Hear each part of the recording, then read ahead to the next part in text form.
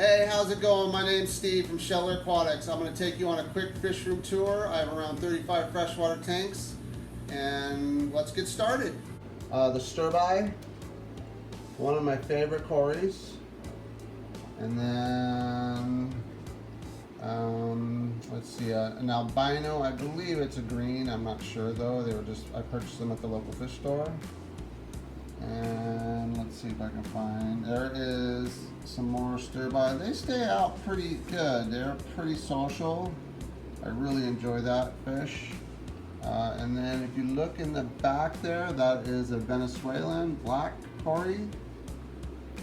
And I do have some long fins in here somewhere. So what this tank is basically I'm growing those up for breeders. They're getting close. And the top fish you see are the Odessa barb. Those are Greg Sage Odessa barbs. And on all my catfish tanks, I put fish that are egg scatterers, and that helps feed those Corydoras all day long, or whatever I have. Oh, and there's a panda Cory, and there's those Pandagaras. They are super cool. They are more like a clown than a panda.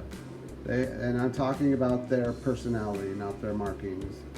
They are the funniest fish. They just kind of go through the tank, and they're always kind of hanging out together and causing trouble and curious and pretty social. So slowly becoming one of my favorite fish.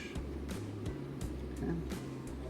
The L134, which is the leopard frog, and the L333, which are the tiger. They're still young. They probably will not breed for another year. Now it looks like the males might be caving out, but I'm sure the females don't have any eggs yet because they're still relatively young.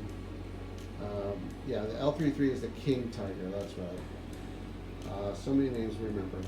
Now there are some shrimp in here. These are wild shrimp from Greg Sage. I believe they call them the David Eye. And I have tried to breed reds and blues, but they've all kind of converted back to the wild type, which are still pretty cool. And they kind of just cruise through this tank. I haven't been trying to keep them there. This is the one tank they've thrived in. So they've kept about 84 degrees in our tap water. These are the koi angelfish, high coverage. And actually these ones next to them, which have a little more red on them, are on eggs.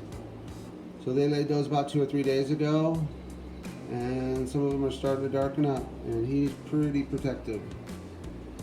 He does not like me going near him, which is pretty cool. So they're good parents. This is their second spawn, and their first spawn they actually raised him. So not many, only about 30, but I would say there's probably about 150 on that cone that are viable as of right now that I looked at earlier. These were sold to me as pigeon blood snakeskin. I'm not sure about that. We'll have to check into that. But they're actually on fry. They have tried 3 times, gotten the wigglers twice, and they are got them again. So they look like they're good parents. The only problem I can see is because of the light color, they're not darkening out. These are grow outs. These are something I've spawned, most of these, the red pattern and the red covers. And that is a Heckle red cross that I purchased. And then a couple of the lighter ones I purchased. But most of those I have spawned and raised up. I had about 300 of them total, and these are the ones that I picked for future breeders to try to get that red a little bit more prominent. So we will see how that goes. There's one on the very end there that I actually bought. Bad reflection. Right there.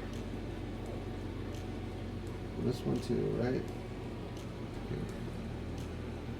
Yep. Dwarf neon rainbowfish. So these are my breeders. These are my second generation. They were actually purchased from LRB Aquatics, And I believe some of them might be a Gary Lang, so it could be a cross of the two. So we'll see how those go. And then in here I have, which we'll never see right now because they've just come in, the L397. Well, they've been in here about a month, so they've been through their quarantine and everything, so they look really good. But if you look really close in this tank, it's also where I put the Percock fry. So yeah, they're gonna be hard to see, but they're up there on top, and there's about 200 of them. There's one right there. And there's also maybe some baby rams in here too that I've tossed in here. So when I don't get big spawns of the rams, I kind of put those in tanks and see how they do, and usually they do okay. Alright. And then down here is something that I'm trying. These are a red dwarf platy. Started with 3. And there's probably close to 50 or 60 in there now total. There's some small ones, and they're doing pretty well. So good money maker. It's like a dollar bill swimming around, a bunch of dollar bills. And then over here is guppies. I do keep guppies because they are a good money maker and they do help fund the fish room.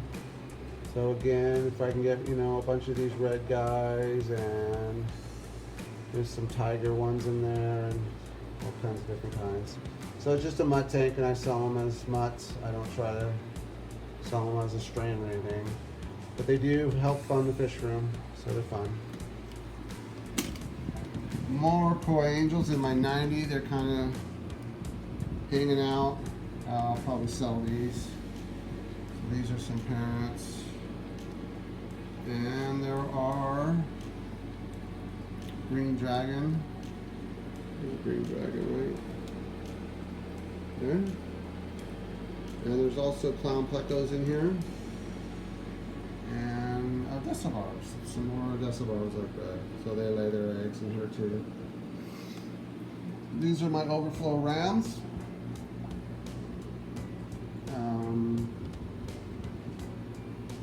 That's one of the ones I bred. And there's Dad. And some golds, Melanotania, that I have bred from Gary Lang. These are about 8 months old.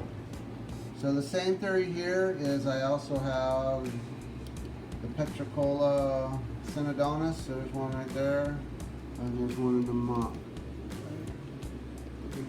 Oh, there it is. So he's right there in the back.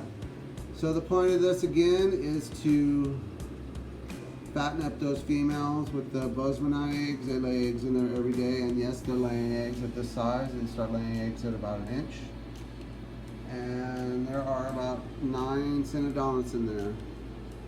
So they go in that mop, and those Synodonus are in that mop every morning, tearing it apart, trying to get all the eggs out. This is my 75 gallon. And these are the adult Odessa, great sage. And spreading eggs everywhere, I'm sure. And then there is and this is Papa Bozeman, right? Where are you? There you are. Right there. So in the morning and night, he turns solid black in the front. Those are his girls. And that trio is what spawned everything else. So those are all the other Bozeman I have in the room. And I had about 100 of those, and I ended up keeping it down to like 9 trios. So I sold the other ones, and I sold them pretty cheap because I just needed them out of my room because they were taking over. But he's amazing. Even right now, he's not colored up, and he looks pretty cool. So, Orange Flash. There he is. And let's see what else. Behind the sponge filter there is the Adolphi. Adolphi? I'm not sure. I've seen it spelled both ways, but I'd imagine it's the Adelphi. So there's a trio of them in there. And then Venezuelan. And those barbs are amazing. And then these are the first generation of the koi angelfish. So I'll get them to focus in. So they're about 2 weeks old, 3 weeks old. They should start showing their shape pretty quick. These are something new I'm trying. These are black layer tail mollies. Right, there you are. Black layer tails. And this should be a good fish room funding fish. Another pair of black rams. These guys are a good pair. They've spawned a few times, but they're still young. So these are all my generation. And then here is some new fish. These are the skunk Corydora. There's about a dozen, and they are in quarantine right now. The Florida flagfish. U.S. native. I call it the U.S. flagfish, but I believe they're from Florida.